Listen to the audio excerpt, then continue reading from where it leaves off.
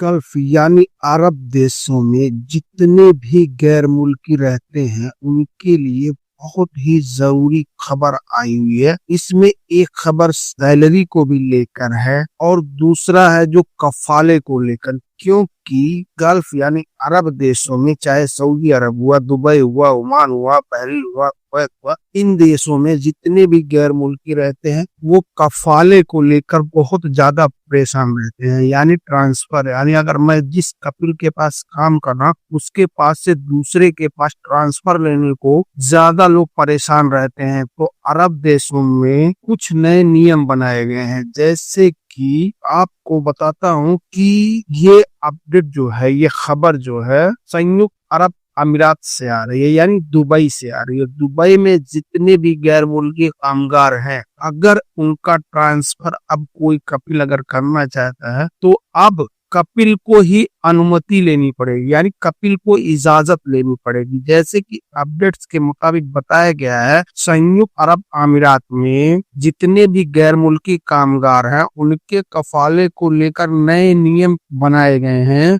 जो कि दुबई की ministry of human resource and immigration के द्वारा लागू किए गए इन नियमों का पालन करना जरूरी है। अलग अलग शर्तों के आधार पर कामगार यानी जो गैर मुल्की कामगार है उनके ट्रांसफर की अनुमति दी गई है। किन शर्तों के आधार पर गैर मुल्की कामगार है जो कि उनका ट्रांसफर किया जाएगा? अगर किसी भी गैर मुल्की कामगार का जो एम्प्लॉयमेंट कॉन्ट्रैक्ट था वो एक्सपायर हो जाता है तो वो जो दुबई में गैर मुल्की काम करते हैं दूसरे कपिल के पास ट्रांसफर ले सकते हैं। इसके अलावा अगर कोर्ट से यह सुनिश्चित हो जाता है, यानी कोर्ट से यह तय हो जाता है कि कॉन्ट्रैक्ट के दौरान कपिल के द्वारा जो भी कामगार है उनके प्रति जिम्मेदारी का उल्लंघन किया गया है, मतलब जो भी आपकी जिम्मेदारी होती है आपके कपिल के, अगर आपका कपिल उस पूरा नहीं किया है तो भी आप किसी दूसरे कपिल के पास अपना ट्रांसफर ले सकते हैं, यानी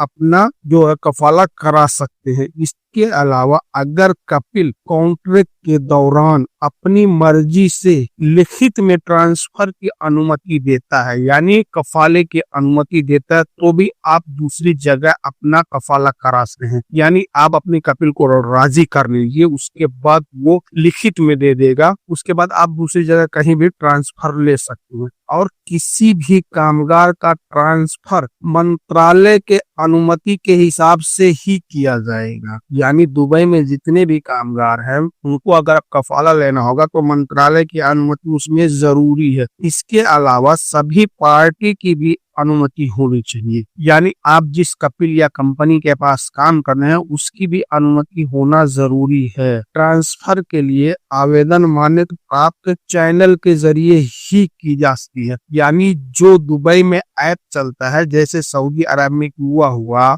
या जो डोमेस्टिक वर्कर्स हैं उनके लिए मुशानत प्लेटफॉर्म हुआ, ऐसे ही दुबई में भी उनका प्लेटफॉर्म है, वहां से ही आप दूसरी जगह ट्रांसफर ले सकते हैं, जो कि दुबई में जितने भी कामगार हैं उनके लिए यह आसानी पैदा की है। क्योंकि जो भी गैर मुल्की रहते हैं बाहर देशों में उनको कुछ ना कुछ परेशानी अगर हो जाती है तो वो लोग अपना ट्रांसफर दूसरी जगह लेने की कोशिश करते हैं तो उनका नहीं हो पाता है। तो अगर आप कोई भी परेशानी है तो आप human resource and social development जो इमरात इमिग्रेशन यानी दुबई की जो है वहां से आप अपना कंप्लेन करके अपना ट्रांसफर आसानी से ले सकते हैं।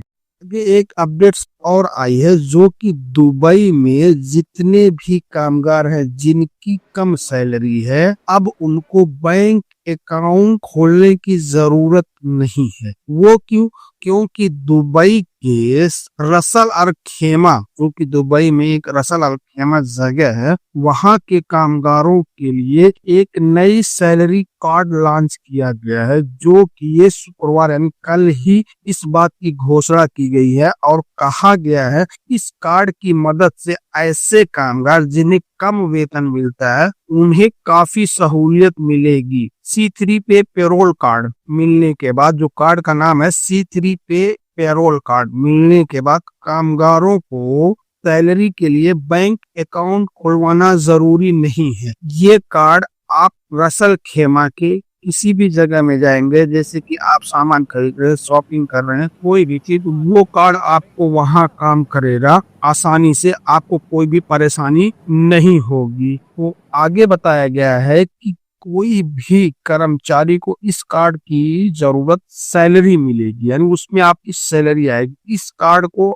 आसानी से एटीएम, स्टोर या फिर ऑनलाइन भी इस्तेमाल किया जा सकता है। इसके लिए उन्हें बैंक अकाउंट रखने की जरूरत नहीं होगा। इसके लिए अलग स्थानों में, जगह में कामगारों को पेमेंट करना आसान। जैसे कि आपको पता है कि अरब देशों में, चाहे सऊदी अरब हुआ, दुबई हुआ, ओमान हुआ, कुवैत हुआ, बहरीन हुआ, किसी भी जगह में अब ऐसा कर दिया गया है कि सबकी सैलरी जो है बैंक के द्वारा ही दी जाएगी, यानी एटीएम कार्ड, यानी जो बैंक अकाउंट होता है उसके द्वारा ही सैलरी पे होता है। तो अब जो दुबई के रसक अल हेमा में जो लोग काम करते हैं, चाहे गैर मुल्की हो या दुबई के रहवासी, जो भी लोग हो जिनकी कम सैलरी है, यानी ज्यादा सैलरी नहीं, जिनकी कम सैलरी है, उनके लिए ये कार्ड लॉन्च किया गया है, ताकि उनका जो सैलरी है उनके अकाउंट में ही आए। क्योंकि कैशलेस जो है अभी दुबई में भी खत्म कर दिया गया है। तकरीबन अभी दुबई में जितने भी कामगार होंगे सभी की सैलरी जो है